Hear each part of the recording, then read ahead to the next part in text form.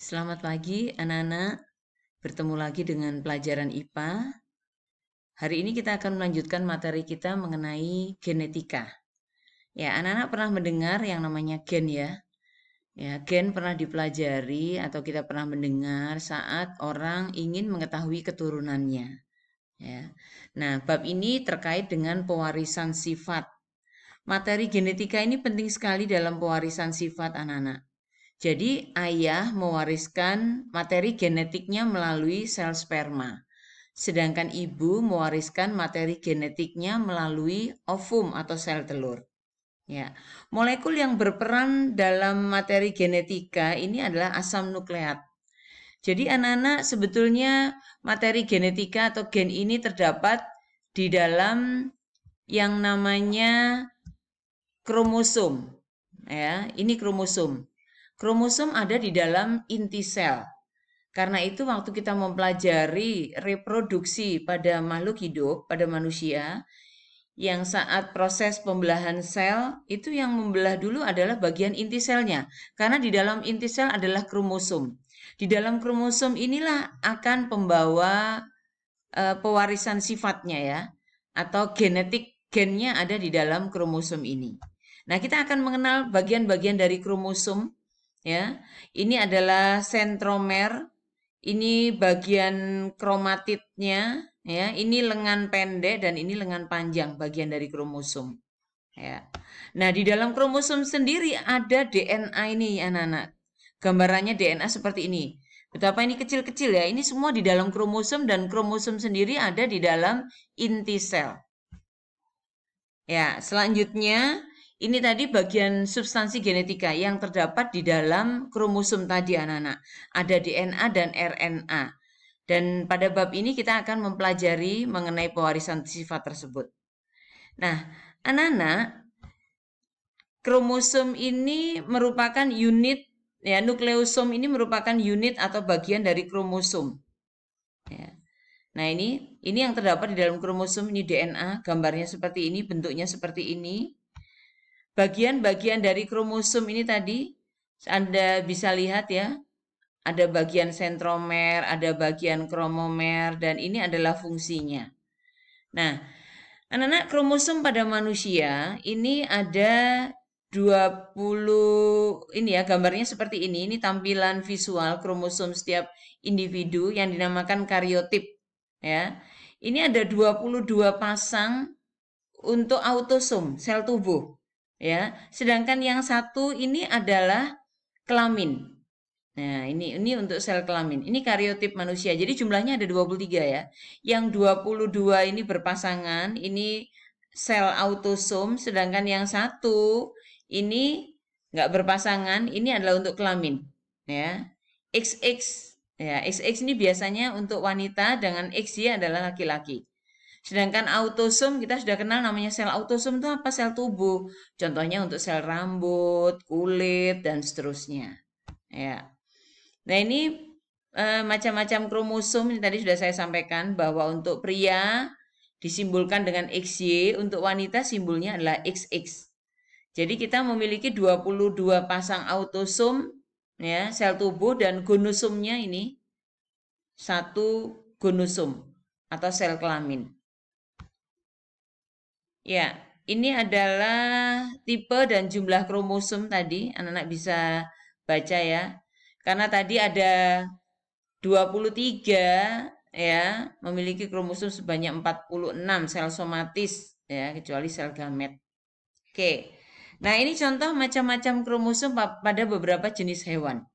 Ya, kalau manusia tadi 46, 23 pasang ya, kecuali yang gonad tadi tidak pasang ya, tidak berpasangan. Jadi 22A plus XX untuk wanita, 22A plus XY untuk laki-laki nih. Ya, yang lainnya pada hewan ada simpanse, gorila ini. Oke.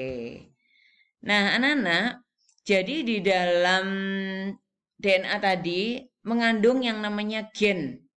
Ya. Gen itu adalah unit instruksi untuk menghasilkan atau mempengaruhi suatu sifat hereditas tertentu.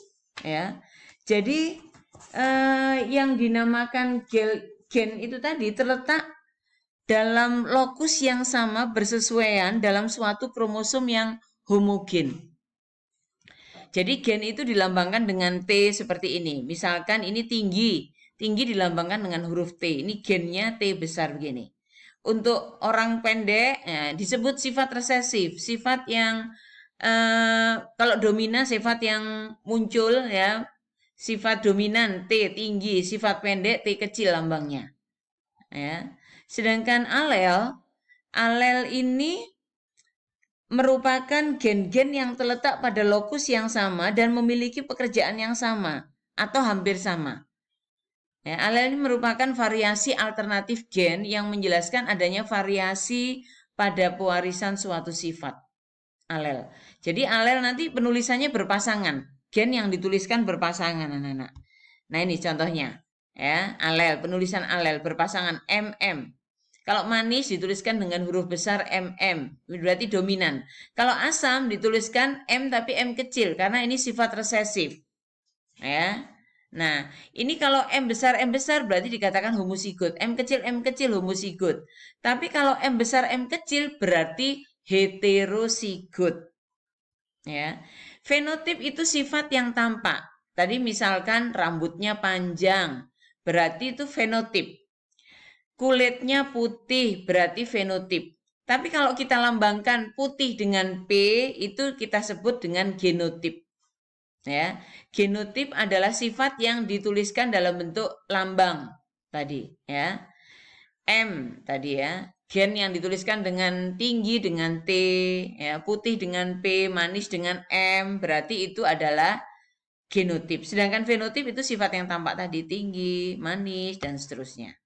Ya. Nah, anak-anak, tadi di dalam kromosom mengandung DNA, ya. DNA itu tadi banyak rantainya ya, kita bisa melihat. Apa sebenarnya DNA?